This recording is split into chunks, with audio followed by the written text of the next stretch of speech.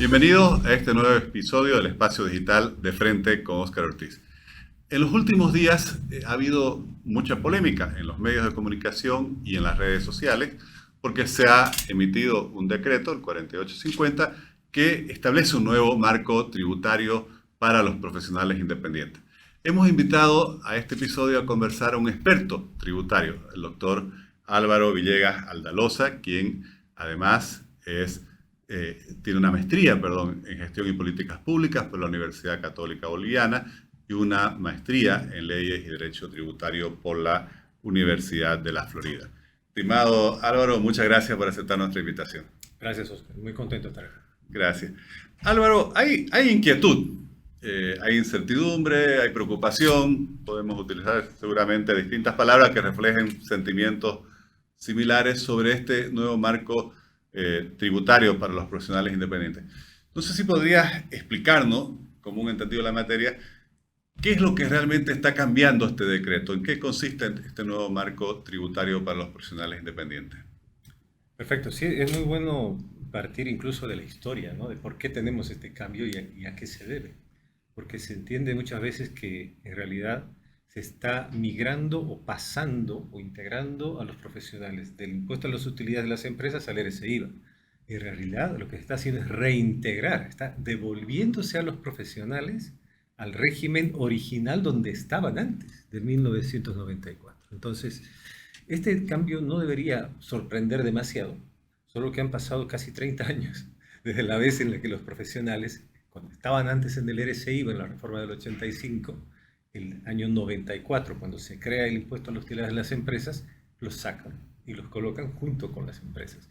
Entonces, siempre ha sido un reclamo de todos los profesionales el hecho de que ese cambio hacia ser considerado como una empresa bajo un régimen absolutamente inadecuado no era el mejor y debería retornarse al RCI. Se han planteado recursos de inconstitucionalidad, se ha hecho muchísima gestión, pero nada ha prosperado.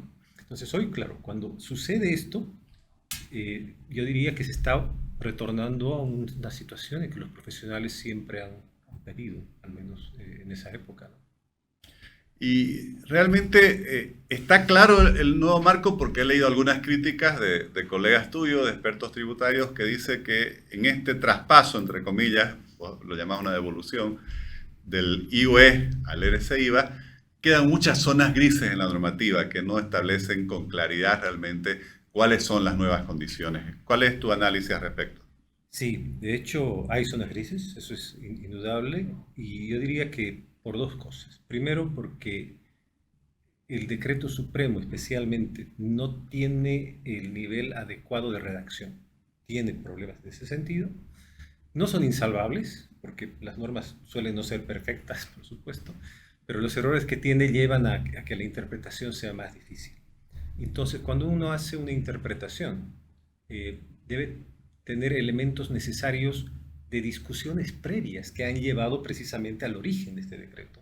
Y creo que ha habido mucha falencia en ese sentido, es decir, no ha habido una difusión previa adecuada con los profesionales y los gremios que deberían, digamos, opinar en esta materia. Por ejemplo, desde el Instituto Boliviano de Estudios Tributarios, del cual instituto que soy presidente, o de la International Fiscal Association, nunca se ha sabido de este anteproyecto. Todo se manejó de una manera muy rigurosa y cuando en materia tributaria se hace eso, vienen este tipo de problemas. Entonces, la falta de diálogo, de difusión, de socialización de los proyectos está llevando precisamente a cuestionamientos que muchos de ellos son injustificados.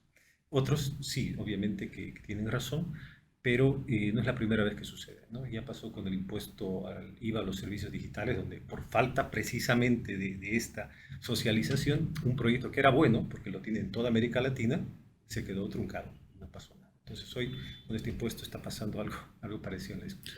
¿Podrías darnos algunos ejemplos de estas zonas grises, por así llamarlas, que no han sido reguladas o quizás la normativa no tiene la mejor redacción y que está generando este tipo de incertidumbre?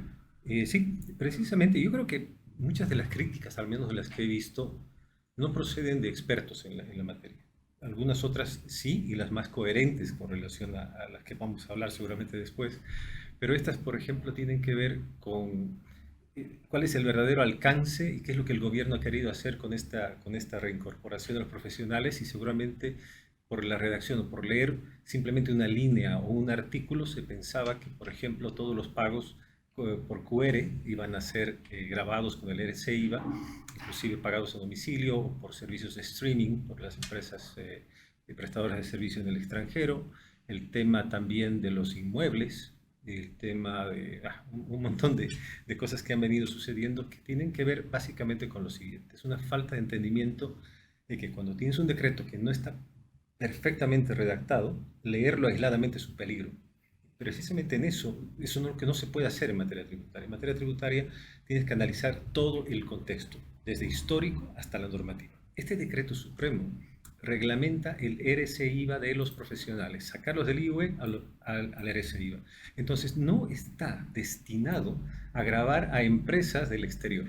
Que claramente la forma del objetivo, la forma que está diseñado el decreto supremo es para eso. Entonces no debería llevar a otro tipo de discusiones, pero las ha llevado por problemas con algunas palabras. Por ejemplo, cuando se dice que se tiene que retener a personas. Tipo de personas. Todos sabemos que hay dos tipos de personas, naturales y jurídicas. El decreto debió haber no aclara cuál. Claro, pero si uno analiza el contexto, sabe que estamos hablando de personas naturales, que son los profesionales y oficios. Ahora, con para quienes nos siguen por las redes sociales, con este decreto, definitivamente ya los profesionales independientes no van a pagar el impuesto a las utilidades y solo van a estar sujetos al RC/IVA. ¿Es así? Sí, en realidad hay que separar los tres impuestos, ¿no? Que tiene todo profesional. Siempre ha pagado IVA profesional, ha pagado IT y ha pagado IVE. Hoy sigue con el IVA, sigue con el IT y se ha cambiado de IVE a RC/IVA. Es decir, ese es efectivamente el cambio. No IVE y ahora RC/IVA. Ahora, mencionabas que aquí había un reclamo ya de varias décadas de los profesionales independientes y uno de los principales reclamos es que con el IVE no les permitían utilizar muchos de sus gastos para deducir el impuesto, cuando siendo personas, obviamente, tienen esos gastos, ya sean gastos familiares, en fin. ¿Cómo están las condiciones con la nueva normativa en función del RC/IVA? ¿Van a poder realmente utilizar como crédito sus gastos personales? Sí, ahí hay que separar algunas cosas. Por ejemplo, el problema que mencionas está íntegramente vinculado al IVA, no al IVE y RC/IVA. ¿Por qué? Porque el problema del profesional es el IVA, porque tiene que tener facturas por compras que estén vinculadas a la actividad gravada del profesional, y el profesional precisamente no tiene muchos insumos físicos que generen facturas más que su intelecto aplicado al servicio que presta. Entonces, definitivamente ese siempre ha sido el problema y va a seguir siendo lo es todavía. Pero ¿qué pasa entre el IVE y el RC/IVA?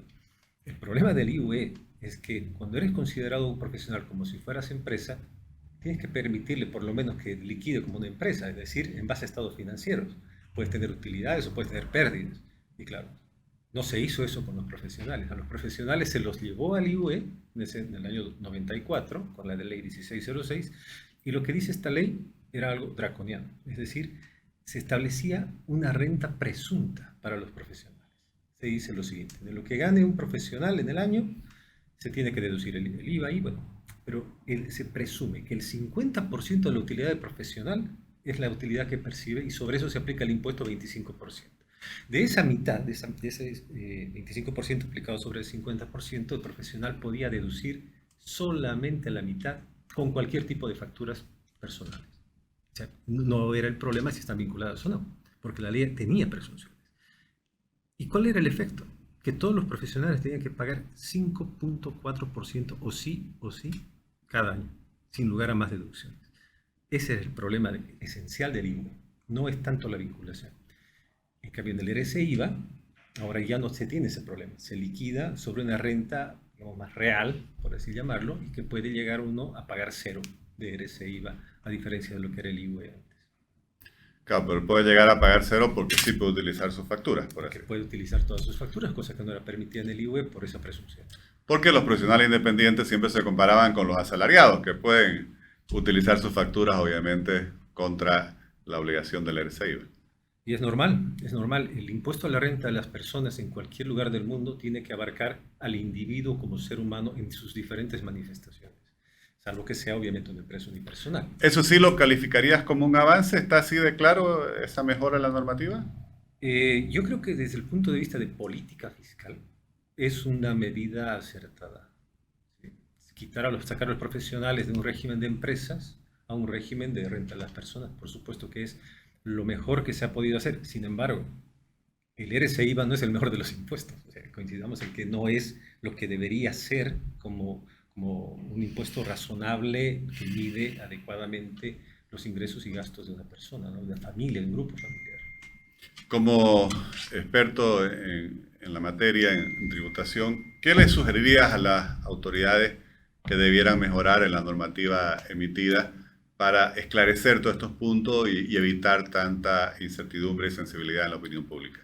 Hay cosas que ya no se pueden hacer porque la ley no estaba bien, tampoco no estaba tan bien redactada y tenía problemas. Y estamos esperando que el decreto supremo corrija esos problemas. Y es difícil corregir algunas cosas por decreto porque estaría contradiciendo la ley. Por ejemplo, desde la ley podría haberse dejado claramente establecido que el RCI pagado va como pago a cuenta del IT, como se hacía antes con el IUE y el IT, que es el principal reclamo. Hoy dicen, bueno, antes pagaba IUE, pero lo compensaba con el IT. Está bien, y ahora pago ese IVA y no lo voy a compensar con el IT. El Entonces, IT va a ir directo, va a ir entonces. directo, a aplicar 3% mensual. Entonces, claro, uno siente que está pagando más que antes, ¿no es cierto? Los cálculos que uno puede hacer son diferentes, los podemos ver más adelante, pero en realidad ese era un elemento que debía haberse corregido desde la ley. ¿Por qué? Porque hay una doble imposición. O sea, no es que el sistema compensa a IUE con IT porque sí, es porque si no habría una doble imposición. Son dos impuestos sobre la renta sobre un mismo hecho. Entonces, el IUE tendría que ser un pago a cuenta del IT, lo mismo que el RCIVA con relación al IT. Como no lo han podido corregir, hay una doble imposición clarísima en este momento. Y hay otras cosas que el decreto debería ajustar también, porque no se equipara tanto a un profesional, en este caso un profesional o independiente, porque acá el profesional tiene derecho a deducir como crédito 2 salarios mínimos nacionales. El empleado, en suma, son 4. Esos son primeros 2 que tenía que deducirse al inicio, no los considera para los profesionales. Es algo que también marca una diferencia. Ahora, me preocupa algo que mencionabas porque decía, uno podría sentir que está pagando más que antes. Y yo te preguntaría entonces, sumando y restando, eh, este nuevo marco tributario para los profesionales independientes, ¿la gente va a pagar más o menos que antes? En la medida que el ingreso no sea muy alto, te diría, por lo que la forma en que hemos corrido determinados casos, va a ser beneficioso, es decir, va a terminar pagando menos. Claro, y uno podría preguntarse, ¿por qué el gobierno hace algo que recaude menos? Es que el objetivo del RCIVA no es recaudar. El objetivo del RCIVA es que se controle el IVA, que el profesional hoy exija más facturas, esté obligado a comprar en el mercado formal para que el IVA comience a subir en la recaudación. Hay una diferencia. Yo diría que la diferencia puede ser entre que con el IUE lo mínimo que pagaba un profesional era 5,4% y hoy va a pagar 3%. Entonces, hay una diferencia si se sabe planificar adecuadamente la liquidación de los impuestos. 3% por el IT, que ya no compensa. Surgió algunas preocupaciones por algunas de estas interpretaciones que se han realizado de que esta normativa, por ejemplo, podría abarcar a personas naturales que vendan algún inmueble. Sí, sí, y eso es triste, ¿no? Porque en realidad no es un problema de interpretación. Yo veo que o entendí mal lo que se quiso decir este profesional, que yo lo respeto mucho en general, pero en materia tributaria tienes que fijarte lo que dice la ley. Y la ley dice muebles, no dice inmuebles. Ahora, evidentemente todo va a tener un efecto económico. Si uno mira desde el punto de vista económico, pueden haber algunos efectos, pero en realidad la norma, si va a alcanzar en algún momento a la venta de bienes muebles, como que hay una referencia ahí, solamente por ese caso, solamente va a ser muebles, no inmuebles, para nada. Pero, por ejemplo, si alguien vendiera un vehículo, estaría alcanzado. ¿No? Y no por lo siguiente, el RCIVA, si lo vamos a considerar como impuesto en toda su magnitud y no como un controlador del IVA solamente, es un impuesto a la renta de las personas, es un impuesto a la inversión de capital o a la suma de ambos factores. Renta de personas, ¿qué son? el trabajo dependiente o el trabajo independiente. Perfecto. Renta de inversión de capital, alquileres, intereses, regalías, eso es el RCIVA. Pero lo que no grava el RCIVA en las personas naturales son las ganancias de capital. Y las ganancias de capital en personas naturales no están alcanzadas porque es un tercer tipo de renta diferente a la de inversión, de retorno de capital. La ganancia de capital implica perder el activo, o sea, venderlo y obtener una ganancia por eso. Y de acuerdo a la Constitución, eso está derivado a los gobiernos departamentales, no al gobierno central. Es decir, no existe hasta ahora. Y el RCIVA no ha pretendido hacer eso ahora tampoco. ¿Cuáles serían tus recomendaciones para las personas naturales, para las profesionales independientes, a fin de que se adecúen a este nuevo marco normativo en materia tributaria? Lo primero es hacer un análisis adecuado, profundo de la norma y tratar de hacer ejercicios sobre cómo se tiene que liquidar. Ya es un hecho, o sea, tienen que adaptarse, no les queda otra porque desde el 1 de enero ya comienza la vigencia de esto.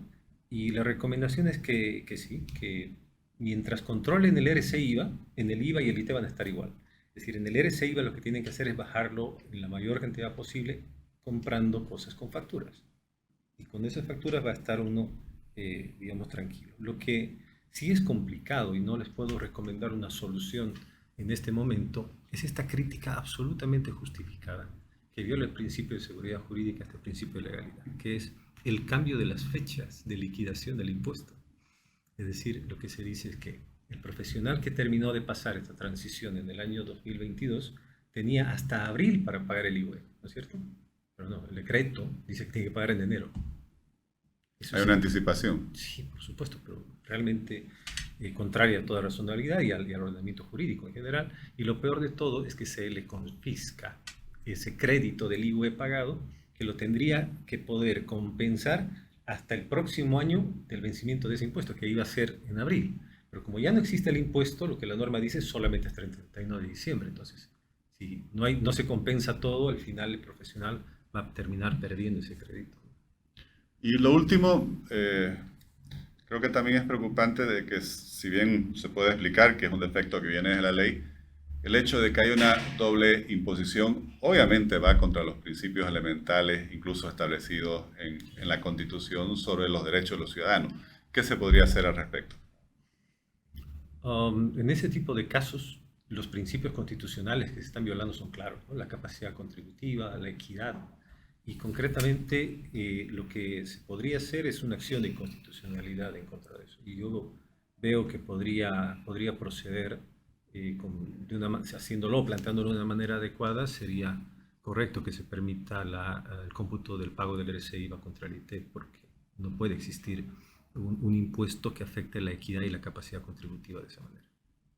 Álvaro, muchísimas gracias. Creo que ha sido un espacio muy interesante para poder conversar con alguien como tu persona, que es experto en materia tributaria y pueda esclarecer una serie de dudas, sensibilidades e inquietudes que hay alrededor de esta nueva norma tributaria. Muchas gracias. Gracias a ti, Oscar. Gracias.